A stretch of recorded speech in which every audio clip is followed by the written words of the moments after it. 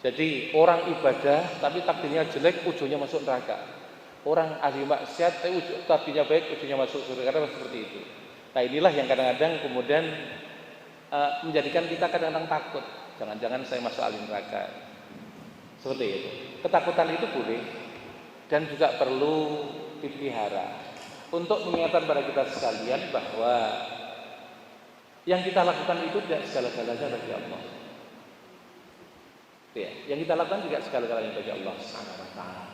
Maka kemudian di dalam kita melakukan kepatuhan pada Allah Subhanahu wa taala harus kemudian meluruskan niat dan bergantung murni kepada Allah, bukan bergantung pada surganya Allah, bukan bergantung pada ketakutan kita kepada nerakanya Allah Subhanahu wa taala.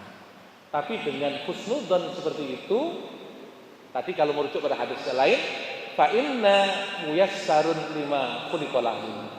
Sungguhnya setiap manusia itu digampangkan pada takdirnya, maka kemudian kita lakukan apa yang harus menjadi satu yang kita lakukan, maka selanjutnya adalah serahkan pada Allah Subhanahu wa taala.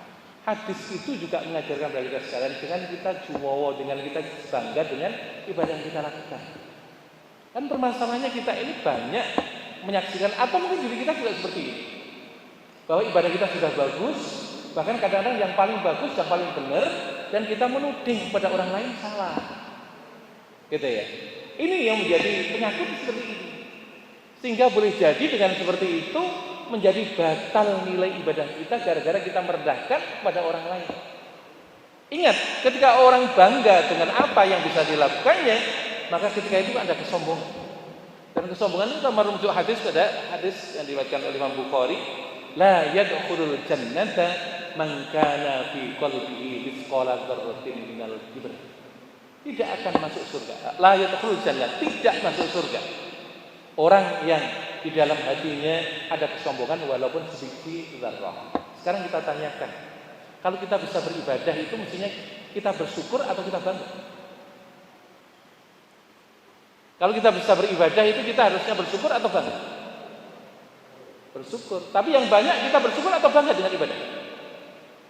Ini masalahnya. Itu ya. Jadi sering kita ibadah itu bangga. Mohon maaf. Kadang-kadang orang pergi haji, bisa pergi haji karena teman-temannya belum pergi haji, dia cerita. Itu sebenarnya nyeritain atau bangga pada dirinya. Sumir ini. Ini masuk wilayah yang bias. Ya mungkin awalnya kemudian dia itu ceritakan di sana, tapi dasarnya bangga. Oh, saya bisa begini. Seakan-akan tanpa rahmat Allah dia bisa seperti itu. Ini bangga. Lah kayak begini, ini akan menghancurkan amalnya. Sama dengan ketika kita pakai pakaian bagus pergi ke masjid, ada orang kemudian nggak ke masjid, kita bangga. Dia nggak ke masjid, kalah sama saya. Ini ibadah kita batal. Karena apa? Ada kebanggaan, ada kesombongan dalam beribadah. Sering nggak seperti itu? Jadi kalau kemudian dicari sebab, maka kita merujuk pada hukum fikih, hukum usul ya. Fa inna likulli syai'in sababa. Maka sesungguhnya segala sesuatu itu memiliki sebab. Sebabnya macam-macam. Nah dari sini kemudian kita harus hati-hati dan takut agar kemudian kita terbebas dari hal-hal yang seperti itu, sehingga kalau kita bisa berbuat baik, pujilah Allah. Jangan meremehkan orang yang tidak berbuat baik ketika itu. Ketika kita beribadah pada Allah, pujilah Allah, syukuri nikmat Allah. Jangan kemudian kita mencela orang yang enggak beribadah ketika itu. Terus seperti itu. Kalau kemudian kita berusaha bersedekah, syukuri Allah Subhanahu wa taala, syukur pada Allah Subhanahu wa taala.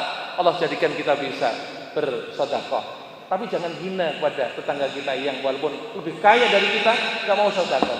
Alah, dia enggak sedekah, kalah dengan saya. Oh, udah batal. Lah, kadang-kadang orang hanya berpikir syariat tok, yang hal-hal ini kemudian tidak masuk pada konsentrasi.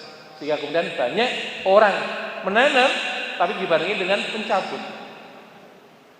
Menanam kebaikan, tapi kemudian dia mencabut. Nah, ketika orang berbuat baik, itu menanam kebaikan. Tapi ketika dia sombong, mencabut kebaikan itu. Nah, kalau nanam nyabut, nanam cabut, kapan buahnya? Ada nggak? Nggak ada. Nah, inilah ya.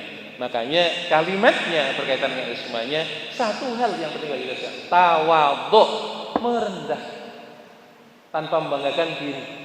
Bahkan kemudian ditunjukkan amalan-amalan ini. Kalau kemudian kita menjadi orang yang rajin ibadah, sayangi orang yang enggak ibadah. Kalau kemudian kita suka bersedekah, sayangi orang yang nggak pernah sedekah.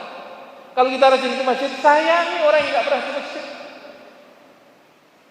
Sulit atau sulit ya? Sulit. Kadang-kadang kita nggak bareng dengan kawan kita nuduh kawan kita laisa minna, oh, kalian bukan golongan kami. Ini kan parah ya. Seperti itu ya. Jadi memang kalimat cuma satu saja untuk mengamputasi kesombongan, memahami hakikat takdir itu, maka kemudian kita senantiasa tawadhu atau merendah kepada Allah Subhanahu wa taala. Seperti itu. Baik, ada yang lain?